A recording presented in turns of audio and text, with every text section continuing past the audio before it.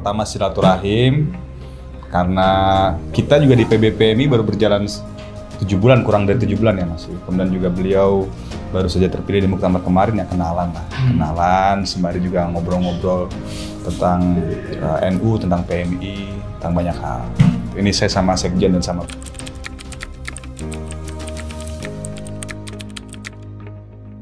PMI adalah Nahdlatul Ulama, tetapi berbicara tentang hubungan organisasi, PMI itu independen. Nah, kemudian terakhir di Kongres Pondok Gede itu ada hubungan interdependensi dengan Nahdlatul Ulama. Jadi secara substansial kita gerakan, kemudian ideologi, sejarah, dan pada faktanya juga ketika ada hajat-hajat NU ataupun kepengurusan NU, ya selalu elemen PMI menjadi salah satu unsur penting di situ gitu.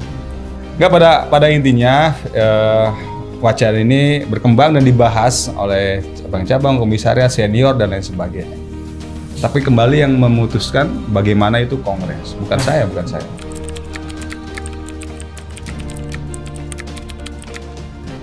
Tadi dipaparkan oleh beliau Gus Yahya, PMI harus banyak mengambil peran di 3 isu utama. Yang pertama intelektualisme, yang kedua adalah teknokrat, ya, yang ketiga itu di entrepreneurship. Nah, kita di PBPMI juga saya lihat di PKC dan tingkatan PC cabang sudah mulai bisa menerjemahkan ini dalam bentuk program kerja, baik itu yang bersifat kaderisasi ataupun di gerakan maupun juga di dakwah. Nah, jadi sudah mulai kita bergerak juga ke arah sana. Lokakarya atau semisal musyawarah kaderisasi lah, begitu. Bagaimana kemudian kaderisasi di PMI yang formal, non formal maupun informal itu bisa menjawab tantangan kebutuhan pada hari ini. Juga yang lebih penting tadi masalah keprofesian, bagaimana juga keprofesian yang ada di PMI itu sudah mulai bisa dikanalisasi dalam satu wadah atau satu bentuk yang itu nanti kedepannya bisa memiliki manfaat secara jaringan. Dan tadi memang bahasnya apa, masih banyak yang berserak begitu ya, karena secara faktanya sudah banyak kok kader-kader kita yang ekonom, yang entrepreneur, yang bergerak di dunia kesehatan dan sebagainya.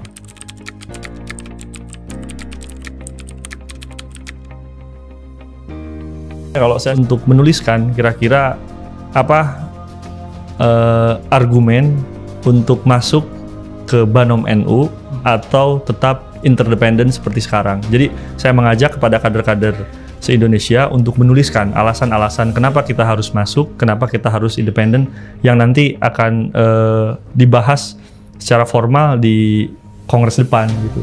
Jadi kan kita tuh gini, selalu ditanya kita masuk NU jangan. Saya jawab dulu alasan kenapa kita harus masuk atau alasan kenapa kita jangan masuk. Nah, saya pengen teman-teman itu menumpahkan argumen keresahan biar kita tahu gitu apa ZG sahabat-sahabat ini di daerah itu seperti apa alasan-alasannya gitu. Tentu dengan kalkulasi misalkan apa manfaat-manfaatnya lah, apa gitu manfaatnya atau apa nggak mudarat nggak ada sih saya kira. Apa sih keuntungan jika kita masuk menjadi Banom atau enggak.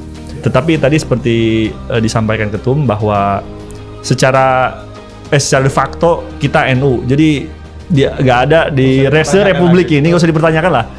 De facto kita bagian dari NU, lahir batin. Nah, kalau de facto itu kalau de jure itu based on keputusan Kongres yang nanti diputuskan tidak hanya kami PB tetapi semua pengurus cabang dan PKC.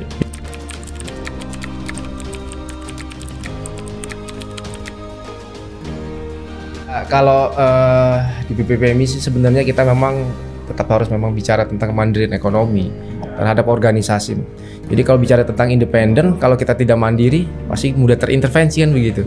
Jadi memang kita juga akan terus membangun kolaborasi dengan banyak stakeholder bicara tentang kemandirian ekonomi.